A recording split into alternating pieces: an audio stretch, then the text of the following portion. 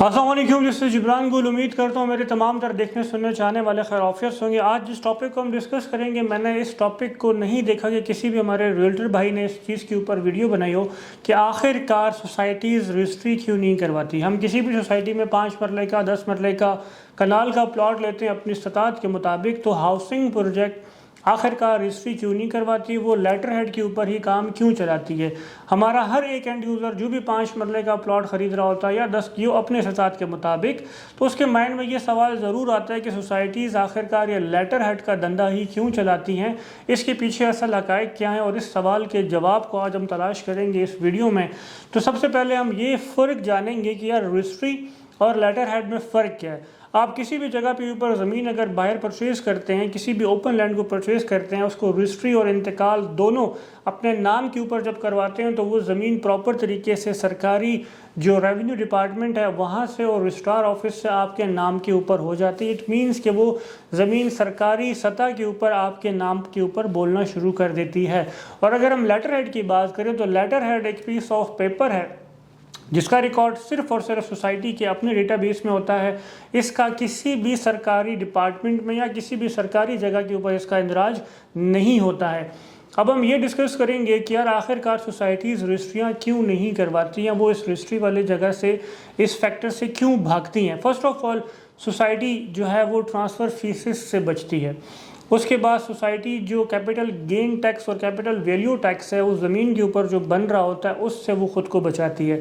اس کے بعد وہ اسٹامپ پیپر ڈیوٹی سے خود کو بچا رہی ہوتی ہے۔ اور سب سے بڑا لمحہ فکریہ جو ہمارے پاکستان میں ہے خاص طور پر، کہ سوسائٹی کے پاس اتنی زمین ہی نہیں ہوتی ہے۔ پچھلے آپ نے دیکھا ہوگا کہ 10 سے 15 سالوں میں اسپیسیفک اگر ہم راولپنڈی اسلام آباد کی بات کریں تو یہاں پہ 2 ایسی جو مین ہماری شاہراہیں ہیں، جس کو ایک چکری روڈ کہا جاتا ہے، ایک چکبیلی روڈ کہا جاتا ہے، ان دونوں کے اوپر سینکڑوں سوسائٹیز آئیں، انہوں نے لوگوں کے ساتھ فراڈ کیا، ان کے اپنے نام کے اوپر 50 کنال بھی زمین نہیں ہوتی تھی، اور وہ ہزاروں پلاٹ جو ہے نا لوگوں کو بیچ کر اور یہاں سے فراڈ کر کے بھاگ جاتے ہیں۔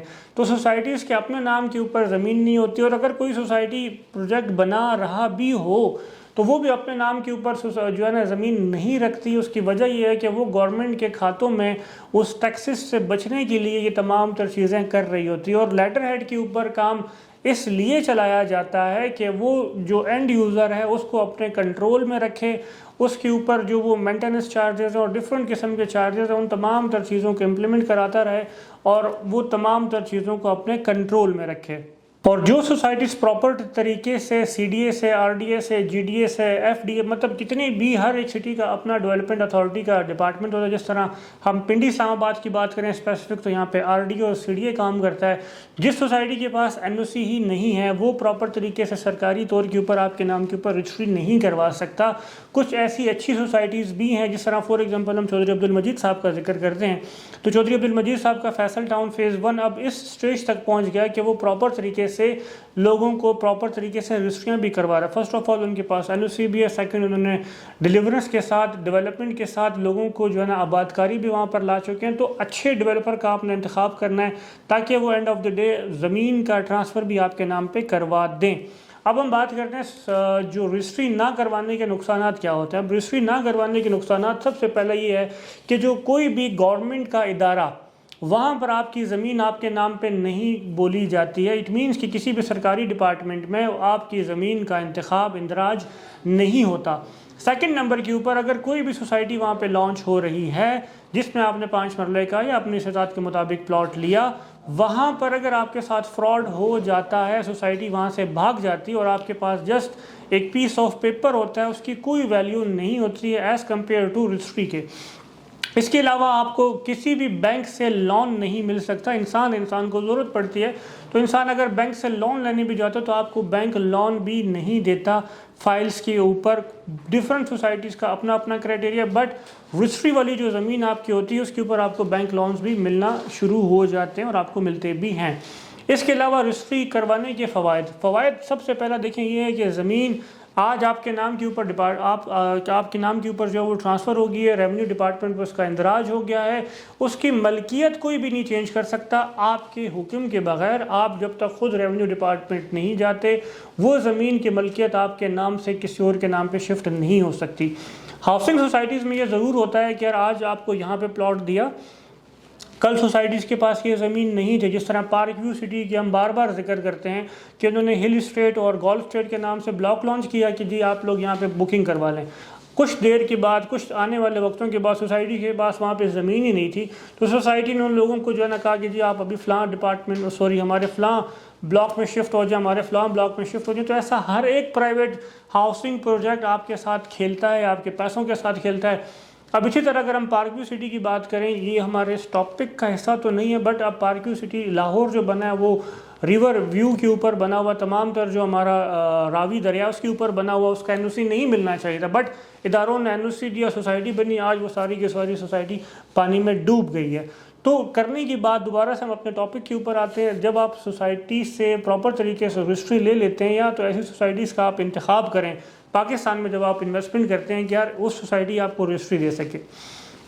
اگر سوسائٹی آپ کو رجسٹری نہیں دے سکتی انیشل، تو آپ نے پھر سب سے پہلے انتخاب کرنا ہے. آپ نے لالچ میں نہیں آنا، جو ہمارے لوگ آ جاتے ہیں کہ جی فلاں فائل 10 روپے کی تھی، ایک دم سے جو ہے نا وہ 2 لاکھ روپے کی ہوگی. آپ نے خدا را اس لالچ میں نہ آئیں.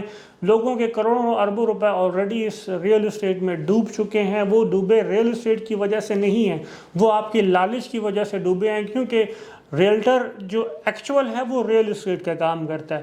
پھر اس میں بھی جو گندی کالی بیڑیں آ جاتی ہیں جو کہ سٹے کا کام کرتی ہیں، فائلیں مارکیٹ سے پرچیز کر لیتی ہیں، اپنے پاس رکھی رہتے ہیں، کچھ گروپس بنا کے اوپر اس کی ڈیمانڈ بڑھا لیتے ہیں، ڈیمانڈ اینڈ سپلائی پہ کام کرتے ہیں. تو وہ سٹا یا 2 نمبری سے اس کو باٹا کہا جاتا ہے، اس کے اوپر جو ہے وہ بیچنا شروع کر لیتے ہیں. تو آپ نے سب سے پہلے کام کرنا ہے پاکستان میں، خاص طور پہ اگر ریئل اسٹیٹ میں انویسٹمنٹ کرنی ہے، این او سی اپرووڈ ہاؤسنگ پروجیکٹ میں آپ انویسٹمنٹ کریں.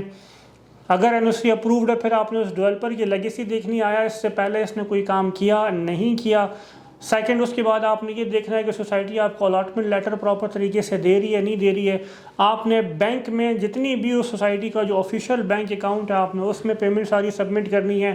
اس کی سلپس آپ نے اپنے پاس رکھنی ہے. اللہ نہ کرے کوئی آپ کے ساتھ مس ہیپ ہو بھی جاتا ہے تو یہ تمام تر چیزیں آپ کے پاس ہونی چاہیے جس کی وجہ سے آپ کل کو کلیم کر سکیں.